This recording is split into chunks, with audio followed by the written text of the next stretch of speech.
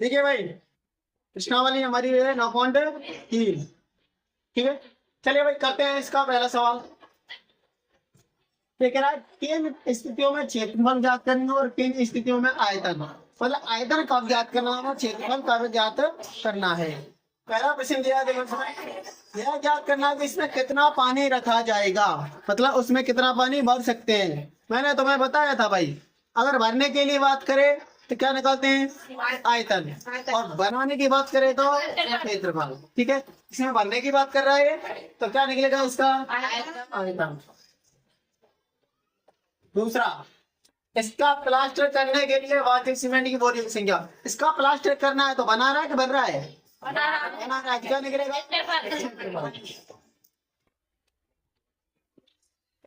तीसरा, इसमें भरे पानी से भरे जा सकने वाले टैंकों की संख्या। इसमें पानी भर रहा है, इससे कितने टैंक भरे जा सकते हैं, किसकी बात कर रहा है, भरने की, क्या निकलेगा, पहला सवाल क्लियर, पहला सवाल कंप्लीट, नोट करिए। हो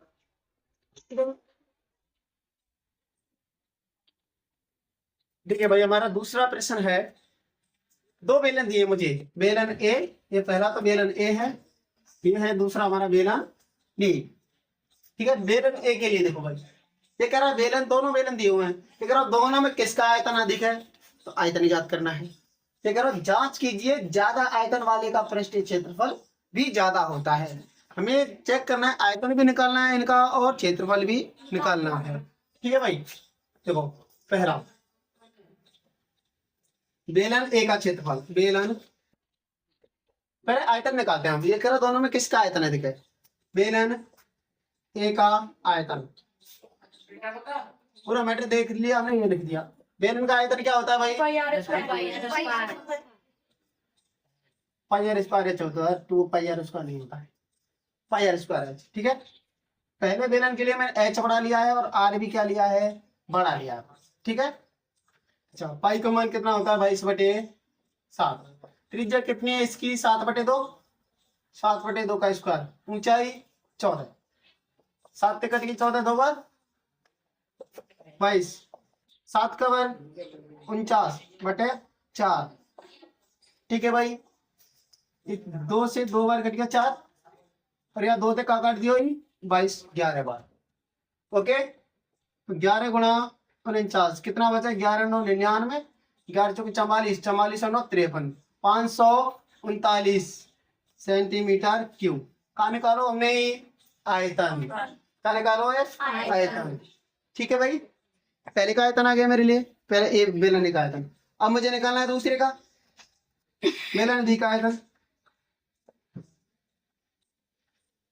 बेलन बी का आयतन, पाई आर स्क्वायर एच। इसमें मैंने स्मॉल आर त्रिज्या लिया और स्मॉल एच ऊंचाई ली है। ठीक है भाई, स्मॉल अलग दिख जाए। पाई का मान 22/7, दूसरी की त्रिज्या कितनी है भाई मेरे पास, 7, 7 का वर्ग, ऊंचाई कितनी है 7, 7 से 7 खत्म, 22 गुणा 7 का वर्ग 49। ठीक है भाई, करेंगे गुणा,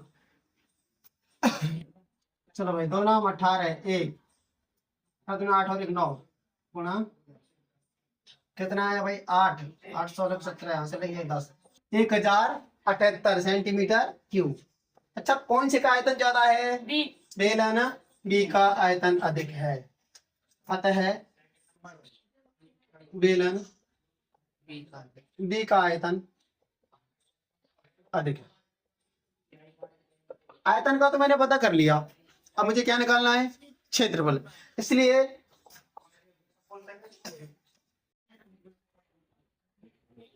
ठीक है भाई, बेलन ए का क्षेत्रफल, मुझे बेलन ए का क्षेत्रफल निकालना है भाई। ये देखो नीचे होगा तला है इन दोनों का, ये ठोस बेलन है।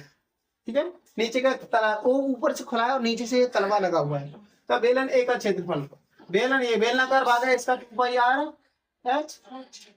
ठीक है, बड़ा आर है और बड़ा ही प्लस ये नीचे क्या है, इसमें एक वृत्त भी है, तो इस वृत्त का क्षेत्रफल भी जुड़ेगा, πr²। ठीक है भाई। यहाँ से 2, पाई का मान 22/7, त्रिज्या हो गई आपकी 7/2, ऊंचाई है आपकी 14, ठीक है। प्लस पाई का मान 22/7, त्रिज्या 7/2 का स्क्वायर, ये 22 × 14, त्रिज्या 7/2, ऊंचाई 14, ठीक है भाई। ये 22 × 14 करेंगे अपन, 22 × 14 प्लस 22/7 × 49/4, 7×7 = 49, 22 × 14 करेंगे 308, प्लस इसको कर लो आप, 2 से काट लो, 2 11, 11×7 = 77/2, वैल्यू बन गई।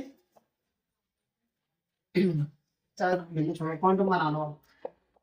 308 प्लस 2 × 6 3, 2 × 8 16.5, 38.5, कितना और जोड़ेंगे तो भाई इसको 308 और 38 और 16 और 46, 346.5 सेंटीमीटर स्क्वायर।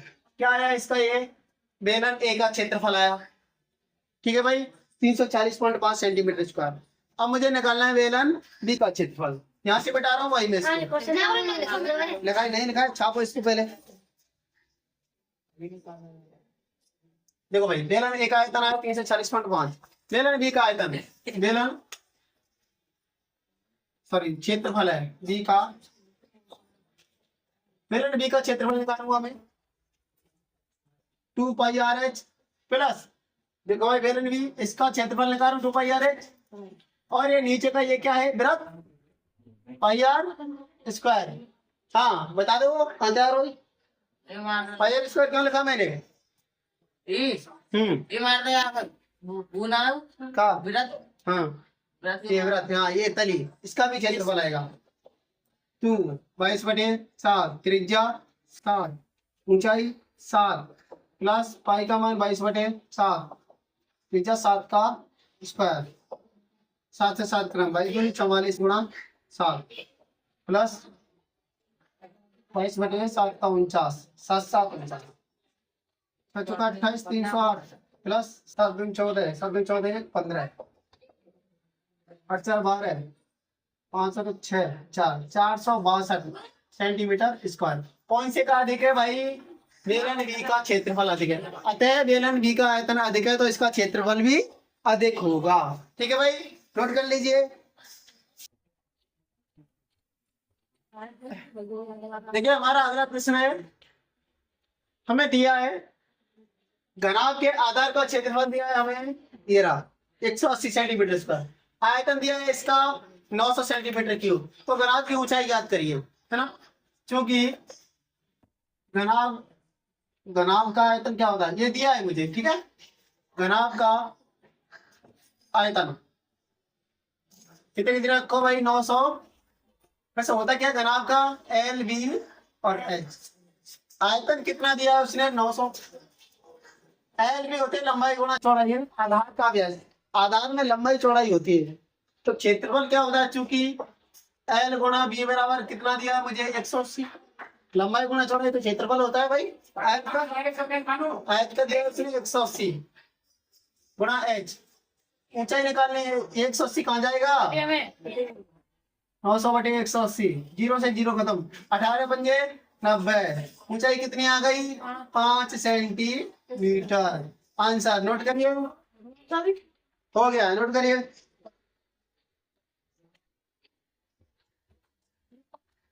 देखो भाई अगला सवाल दिया है, एक घनाभ की व्यवहार लंबाई चौड़ाई ऊंचाई ये दे रखी है भाई, ठीक है। घनाभ के अंदर 6 सेंटीमीटर भुजा वाले कितने घन रखे जा सकते हैं, यानी भरे जा सकते हैं, भरने की बात करेगा तो आयतन, इसलिए चूंकि घनाभ की लंबाई कितनी है भाई, पहली वजह लंबाई है 60, चौड़ाई कितनी है 54 और ऊंचाई 30 सेंटीमीटर, ठीक है भाई। तो घनाभ का आयतन, घनाभ का आयतन क्या होता है भाई घनाभ का आयतन? एच 60 गुणा 54 गुणा 6 18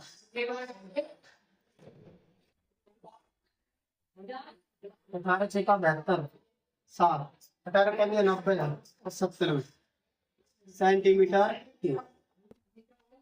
ठीक है भाई, इतना क्या है मेरा घनाभ का आयतन आया। ठीक है, अब ये तो घनाभ का आयतन था, अब मुझे छोटे घन का आयतन निकालना है। छोटे घन का आयतन 6 सेंटीमीटर बचा वाला है, 6 सेंटीमीटर बचा वाले घन का आयतन। आयतन क्या होता है? बजा क्यूब 6 का क्यूब कितना होता है? 6 36 गुणा 3 6 216 कितना होता है? 6 का क्यूब 216 सेंटीमीटर। एक घन का आयतन इतना आया। ठीक है, अब घनों की संख्या यानी घनाभ में रखे जा सकने वाले घनों की संख्या, घनाभ में रखे जा सकने वाले घनों की संख्या, घनाभ का आयतन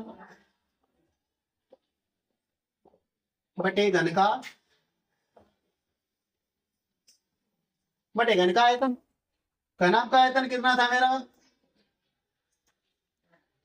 00 बटे घन का आयतन 216। काटिए भाई, किससे काटे हुए? 6 से काट वाले 6 3 18 6 छंगा 36 6 एकम 6 3 बज गए 6 छंगा 36 6 दूनी 12 162 बटे 36। फिर काट दो 6 से 6 छंगा 36 6 दूनी 12 6 सत्ते 42 2700 बटे 6। फिर काट दो 6 से 6 चौका 24 6 पंजे 30 कितने? 450 घन। 6 चौका 24 3 बचे 6 पंजे 30। ठीक है, अतः घनों की संख्या कितनी आई?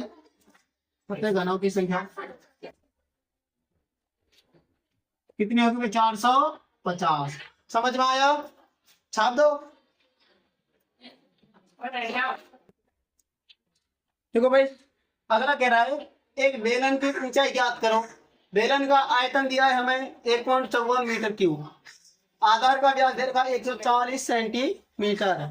अब व्यास दिया है तो मुझे इसकी त्रिज्या क्या होगी? व्यास की आधी होती है 140 बटे 2 कितना? 70 सेंटीमीटर। अब ये सेंटीमीटर में किस में बदल दूं इसको? मीटर में। कितने का भाग देगा?